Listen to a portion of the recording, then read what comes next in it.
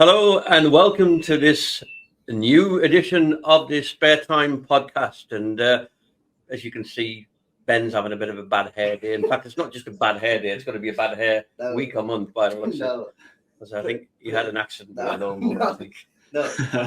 Okay, so I got a fade. The fade's looking good, right? However, the top's a little bit short. But A little bit short. Well, it's not the top I'm worried about. It's more the front. The ADR caps are going to come in handy because I think you needed to wear one for this podcast. But talking about ADR, we'd like to thank ADR Wear for sponsoring this podcast. Thank you very much to them. We're wearing our t-shirts supplied by ADR. He's Ben's found it this time. He had to wear his bowling shirt last time. This has just turned into like roast me for the first few minutes of a podcast to keep retention. Mm-hmm. So our guest on this podcast is Ryan Barnes. So welcome, Ryan. How are you? Thank you. I'm doing good. How are you guys? Not bad at all. Whereabouts are you at the moment? I'm in Wichita, Kansas. I'm at school. So are you in Wichita? Well, yeah, Wichita. Oh, okay. So you what? 6 hours? About 6 hours behind us in the UK?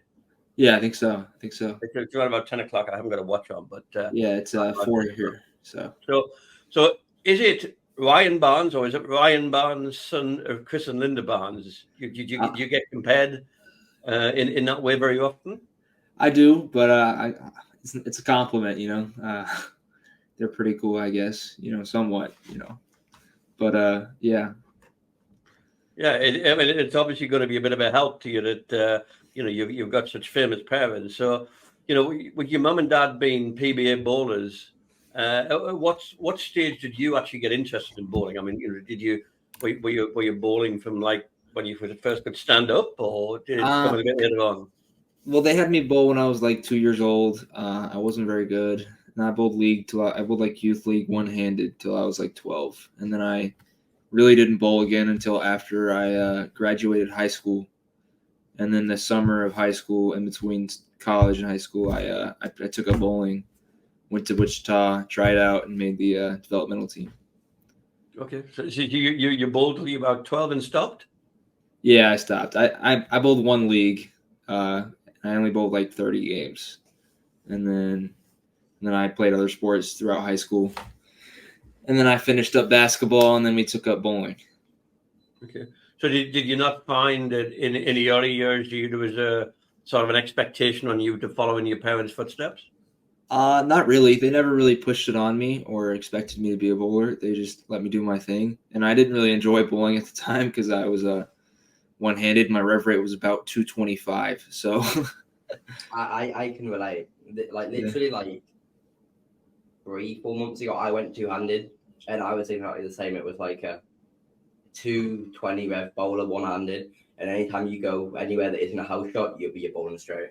So it's a lot more fun two-handed. So you started a bowl when you went to college, is that right? Yes, sir. Like 3 months before. Yeah, 3 or 4 3 months before. And how long ago was that? That was 4 years ago now. I mean, that's a pretty steep learning curve because you stopped when you were 12 and then you started 4 years ago. Then just a couple of weeks ago, you're in the PBA Players Championship. I mean, that's pretty mad. It's pretty crazy. It's been a journey. Yeah, a lot of people, I can imagine it must have been in such a short space of time. So, what was it made you start to bowl again when you went to college or just before college? Really, just Dad said, "Let's give it a shot." I could have walked on to a basketball school somewhere and like grinded for 4 years and then had no upside after college, but that's kind of just how it started. Dad just said, "Let's go practice. Let's give it a shot," and then I kind of fell in love with it. I just wanted to keep bowling and bowling and bowling. And then, now somehow I ended up here. So is it? I assume it's because of who your parents are, you've been able to progress so quickly. Yeah, a little bit. I mean, I have the ultimate unfair advantages. I can reach out to Mark Baker. I can reach out to Coach Steele Smith. I have my dad, who's one of the smartest technical bowlers in the world, I think. Mom, who's on the mental side, one of the best. I mean, there's so many people that I could name. It's pretty crazy. And the fact is that I have the opportunity to be in touch with them and ask them questions and learn from them. So when you went into college, you said you started to bowl like 3 months before college. Did you do that intentionally because you were going to be doing bowling in college, or did you just decide just randomly to bowl 3 months before college and decided that's what you wanted to do? that's kind of just how it worked out. I mean, the timeline, I didn't think I was going to ever be a bowler during high school or anything. I was just like, okay, I'm going to go to basketball. I'll go walk on somewhere, play for a couple of years, get a real job or whatever. But somehow the timeline ended up being 3 months before I came to school, and I got to luckily bowl on some patterns, do some stuff, but I wasn't very good. So yeah. So you went to school was that sort of planned that you were going to bowl in college, or was it just coincidental? When I applied to school, it was like, okay, I'm going to bowl in college. That was kind of the plan then. I was down to, I think, McKendree or Wichita State. And then if I wasn't going to bowl, I was going to go to a local university.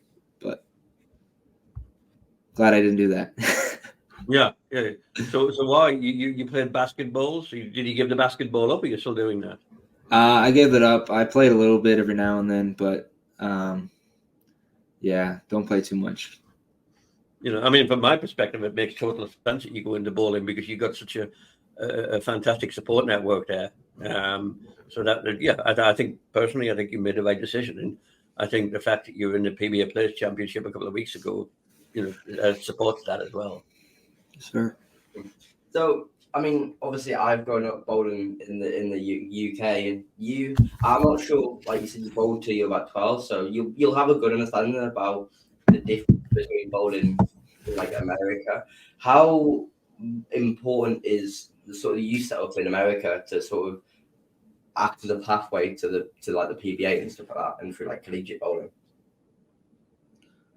So say that again. Sorry, I'm trying to make sure I hear you right. Obviously, you bowled when you were younger. Youth events and stuff like that. How important is like college and the youth events and sort of building a pathway for bowlers to get to the PBA? I don't know how important youth events are. I know just bowling as many tournaments, getting as much in-field experience as you can, and just really understanding the lane play, the moves, ball changes, the different hand positions, ball speeds, all the versatility tools. That's probably the biggest learning tool that you get from bowling when you're younger. Mm-hmm. So, I mean, obviously, you made, I think, 22. You made Team USA, correct? Yeah, I made it 2021 and 2022. Yeah. So you've been bowling what, like a year or two at that point, and you made. That was really crazy. I went to team trials, not really any expectations, and I somehow snuck onto the team. I was like 4th or 5th. It was pretty wild. And then I actually went to Peru last year with the junior team, which was awesome.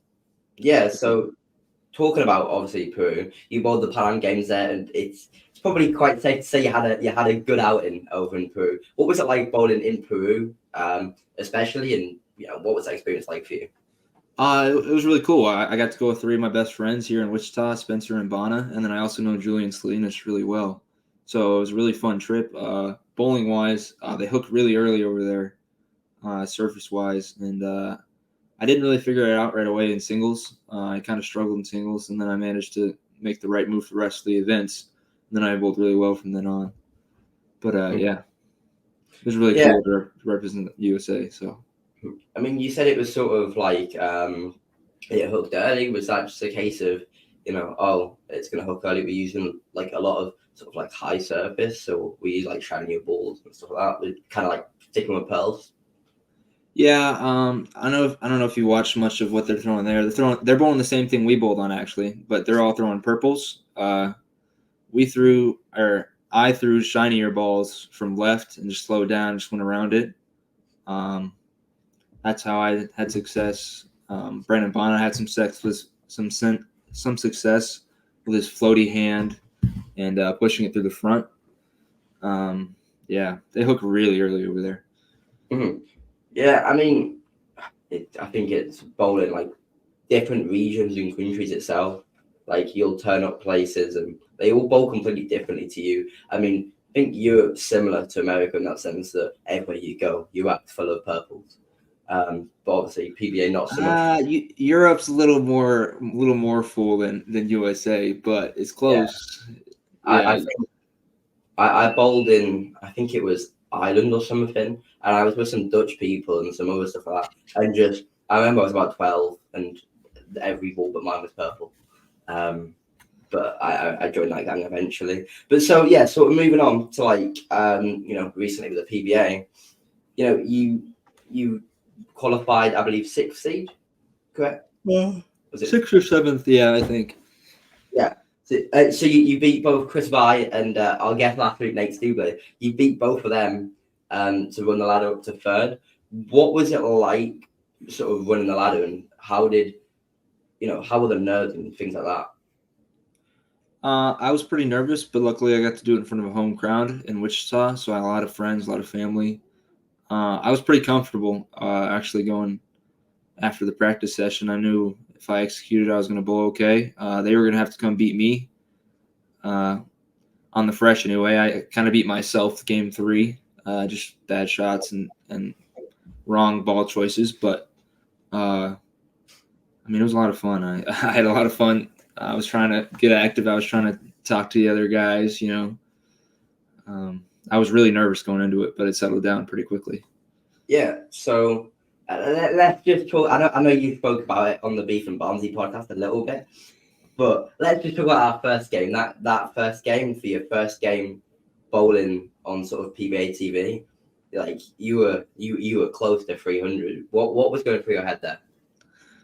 I was really just kind of locked in. I was kind of in a flow, blank space mindset.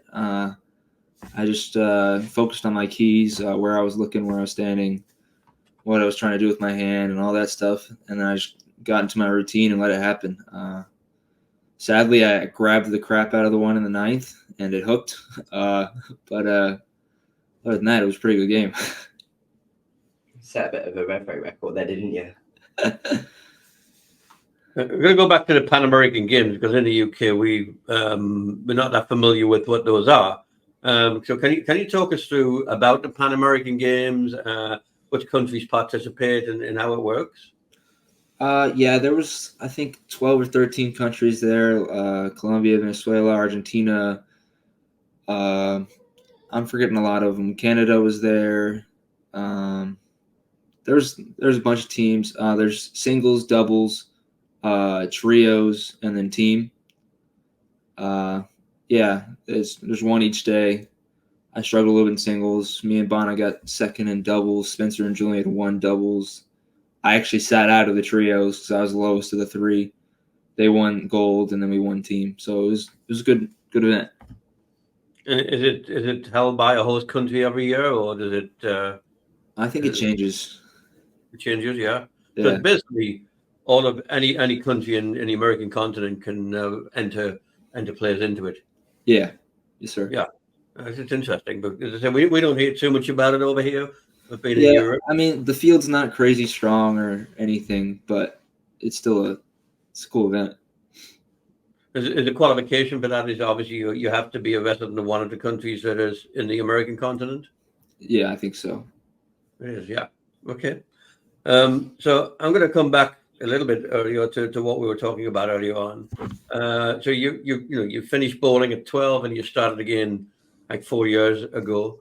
I mean, what's it like, sort of seeing your parents on TV in bowling in a top level of sport? I mean, it's not something that all kids have an experience of, is it really? Yeah, it's awesome. I mean, getting to watch them, and then almost not that I'm there yet, but being able to almost compete at the level they were at, it's just awesome. I can't even really put it into words. It's pretty cool. It's I mean, you've got a great support network to get where you've got to, but it can't just be that. You have to be the right sort of person. You have to have the right sort of mental game to to go from like not bowling for a number of years to where you've been in in a short space of time. So do you have any specific preparation you do mentally, or any particular mental routine or exercise that helps with that? It's pretty simple stuff, but it's like pre-game music. I listen to the same 3 songs every time before I bowl. I have breathing techniques I'll do if I'm amped up or excited during bowling. I really just try and keep it simple as possible. I don't try and overthink too much. Keep the game plan straightforward and stick to my strengths more than anything. What songs are there? Yeah, I was going to ask that. Huh? What songs are there? Oh, what songs are they? They were my strike songs. It was Rise by League of Legends. It's Feeling Good by Michael Bublé. And then it's I think it's Unstoppable by The Score. Yeah, okay, that's fair. That's fair enough. Yeah. So those are my, or no, it's Greatness by Mark Steele. Sorry, that's the 4th one. Unstoppable. Yeah, you'd be more familiar with those than I am. Yeah, I know, Unstoppable and stuff like that. They're good songs. Yeah, I've listened to a few of them myself on the way to event. But yeah, so sort of talking about your support network and sort of having your parents being both PBA bowlers. We noticed a lot when you were bowling for on TV. Obviously, you had Chris and and stuff in your ear.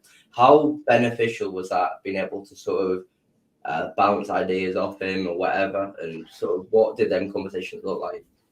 it's super beneficial. It's mostly just simple, like talking about. I use my dad. Me and him kind of think really similar when it comes to bowling because I learned most of what I did from him. So I use him as a confirmation or a way to just to get more belief into what I'm doing in the shot. So like I'll say the move I'm thinking, and then he kind of reassures it that it's right more than anything. Same with Mom. I mean, they're the best. Not much else. So, if I remember rightly, you've bowled on TV a few times in college, and you were pretty successful at that as well. I suppose, how much did actually being on TV and having a bit of experience already bowling in college, how much did that help you on the day for the championships, or did it not factor? I think it played a huge factor. I've been on like 6 or 7 TV shows now prior to the PBA players that really helped me get my feet underneath me. I was definitely nervous at the first ones, but they were on some easier stuff, whatever, college, house shot. I mean, so it's just, luckily the experience of the prior shows helped me not be too overwhelmed by the lights and the fans and all the stuff that was going on. Because there was a lot of media focused. I was double mic'd up. I mean, it was crazy. What's the difference? I mean, you're bowling on TV and not bowling on TV. I mean, we can see it when we're watching the PBA that, you have spectators on your left-hand side when you would normally have a lane on, and, the environment is completely different. So when you first did that, what was it? How did you sort of cope with that complete change of environment? Well, luckily, when like you play basketball and other stuff, there's usually like you're running up and down the court. There's fans on the outside. There's lots of people moving. So like I kind of just becomes a blur, to be honest. I kind of ultra focus in on the court, on the lane, and just what I'm doing. Hopefully there's not too much distraction, or hopefully I'm super locked in. But yeah. Yeah, I mean, I can see why the basketball helped you with that. But it's I know for the first time that I saw bowling on TV, it was quite different with all the lights and the cameras and the wires and people walking around and that sort of thing. It was could be quite nerve-wracking if you weren't used to that. Yeah. Or you do what I do and leave a 5 when you first shot on TV. Yeah, That's fine. 9's fine. I spared it, but I think I remember turning around and everyone's kind of like, I don't think you have this in America, But like in Europe, if you leave a 5-pin, everyone puts a hand up for a drink. Yeah, everyone puts their hand up. Yep. So I remember leaving it first shot. Everyone was quiet because I think I was the second youngest bowler to ever play this event or something.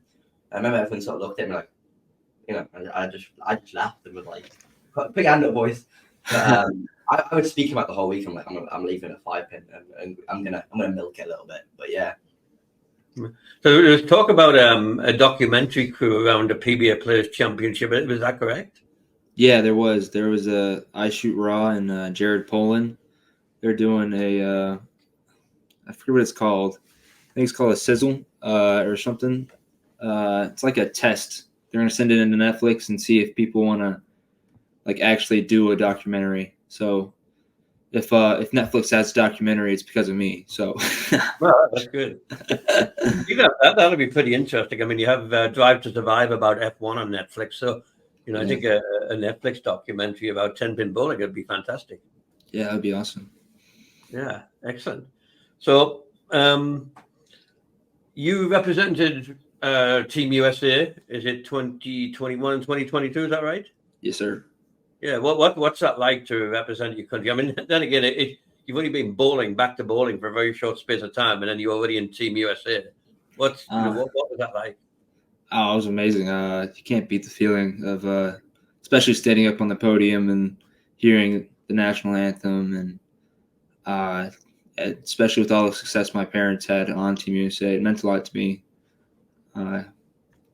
It's amazing. Hopefully I get to do it again on the actual adult team in the future. That's the goal. It's actually one of my big goals, but see what happens. Yeah. So I mean, you have a twin brother, is that right? Yes. Yeah. Yeah. Is it Troy? Troy. Yep. He's a lefty. Yeah. So does he bowl as well? He bowls a little bit. He bowls more recreationally. He bowls some local house shot tournaments. He averages like probably 210. He's not bad.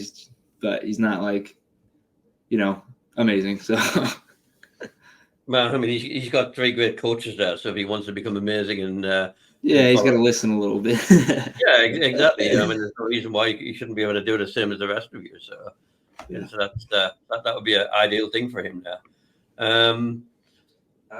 Just sort of obviously, like you mentioned, sort of about you not bowling until sort of college again. Say, for example, you didn't end up taking bowling up again. How different do you think your life would have went? I think it would look crazy different. I think I would still be grinding out school, and then I would be looking for a real job in about here 3 months. I'd be on. Huh? No chance of the NBA? Probably not. I would probably be. Well, I guess I would still be playing basketball, so I'd probably be, hopefully in a D2, D3 school playing basketball, and then real life. Yeah. So obviously you mentioned about how your mum helped you a lot with your mental game. So how important do you think mental game is? Because I think a big point we're trying to get over to people is that your mental game means so much. You can be the best bowler in the world, but if your mental game's in the ditch, then you're like 6 steps behind. Yeah, that's exactly how it is. And then a lot of things is that most people don't work on it. They just kind of avoid it or pretend that it's not a real thing, or just don't handle it very well. It's really important in bowling, especially with how focused and how much information there is you have to take in. You can't afford to be mad about, oh, I left a 10-pin, oh, I missed left, or whatever. You just can't. Yeah. I suppose sort of, what's your best kind of advice you can offer for someone about mental game? Because I know everyone's kind of different. We spoke to a few people, and they were sort of like, just to take it shot by shot, where some people sort of like have a different approach. I'm just curious for you, what you kind of do to make sure that you're staying in the moment. My biggest key is just staying present, staying where my feet are, not thinking ahead too much. That's usually where you get in trouble. Yeah. So collegiate bowling. I mean, how much has that helped you to progress? Oh, that helped a lot because I learned a lot from the guys on the team, especially bowling with them in competition. I get to see how they see the lane. I do tend to like mimic other people's kind of game plan if they're bowling good. I'll try and do what they're doing or whatnot. But so I've learned a lot over the last 3 years. I mean, I have surrounded by a lot of great players. What's your preference? Is it bowling in a team or bowling individually? I enjoy them both. Depends. Depends how it's going, really, to be honest. I'm just curious.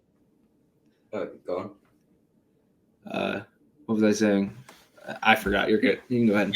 You were saying it depends on. You were going to tell me what it depends on. Yeah. Oh, yeah. It depends on if the event's going well or not. If I'm bowling bad individually, it's a little harder because it's just me. But when I'm bowling bad as a team, I'm grateful that I have their information. I'm able to talk to them and talk through it. So, yeah. So, I know you said like you've got a big support network itself, but Wichita State is probably one of the best bowling colleges in the US. Not wholly clued up on everyone. Obviously, you've had the likes of Spencer though, especially, who's I can't remember exactly what telecast it was, but he made something at one point or bowl on TV. Yeah, he made the Masters. Yeah, the Masters. Yeah, in 2020. Yeah. Mm-hmm. So, how important were people like Spencer to sort of practice with on a daily basis and kind of bounce information off? It's super important because competition, the rivalry, the going against each other, it makes you better. I've been bowling with Alec Keplinger. I don't know if you know who that is. Brandon Bonta, Carter Street, who's over in Peru now. Brandon Caruso, TJ Rock. There's lots of people I could name. It's I go head to head with them a lot, and we get better because of it. Mm-hmm. So I suppose sort of obviously it's. I think that's kind of what we're missing in England, like with collegiate bowling and stuff like that. But I know for myself personally, like I wouldn't necessarily be in the position I was in if there wasn't them few people that you kind of look at everything and gonna be like that. Yeah. So what's next? I mean, PBA Championship a couple of weeks ago. What's next for you? I actually leave for the U.S. Open tomorrow. We're gonna go give that a shot, and then I got some college. I got nationals coming up soon after that. So, yeah, and then we're gonna bowl the Masters and bowl Rotholma with Dad. So we can all watch you on Bull TV from tomorrow then. Yes, sir. Yes, sir. Starting Monday. Yeah. So you keep your fingers crossed, and if you get a result like you just had in the PBS Players Championship, that'll be fantastic. And I assume that you want to make this is what you want to make your life into. You want to follow in the footsteps of your parents and be a pro. Yeah, this is what I would love to do. We'll see how it goes, obviously, but off to a decent start. Okay. Well, Ben's got some quick fire questions to ask now. So just before we go on to that, I just want to quickly ask, where is the US Open this year? I'm not. It's in Woodland, Indianapolis. Right. Well, this podcast is going up in about a week or so time, so hopefully I'll get a lovely title saying that we'll have the US Open winner on. That would be lovely. But yeah, like I said, we're moving on to the quick fire questions. So they are kind of quick fire, some of them, but some of them are a bit more lengthy. Okay, So we'll start off with what's your go-to ball in your bag? Go-to ball is the Reality all the time. Right, yeah. What's the favorite center you've bowled in? North Rock. Okay, you can bowl anywhere else in the world. What center would you bowl in? Oh, that I like. I like the center in Sweden was awesome. I love that center. I forgot what it was called. Is that AIK? No. Maybe. It's where the Lucky Larson was. I know what you mean. I don't even think I can pronounce the name anyway. What's a country that you've always wanted to bowl in? Japan. Japan. So the thing is, right, you're the manager on a PBA league team. You can make your ideal PBA league team. You can pick anyone. They don't have to be bowling now. They could have retired 100 years ago. Who are you picking on this team? Your best team? They have to be in the PBA. No, they could have bowled 50 years ago. Yeah, but like, can I pick non-PBA guys? Yeah. Okay, well, I'm taking Brandon Bond as my one pick. I love him. He's my guy. I'm taking my dad. Mm-hmm. Gosh, definitely need a lefty. Who's my lefty? I'm probably taking Spencer. I'm rocking with Spencer, and then I'd probably take like Simonson, Mm-hmm. and then me. Yeah, fair enough. I'm a manager. I to be fair, that team is very, very too header orientated, but that's a strong team. So who's the best player you've actually bowled with? I bowled with Belmo at the Masters. I bowled with Westman a lot. I bowled with Simo.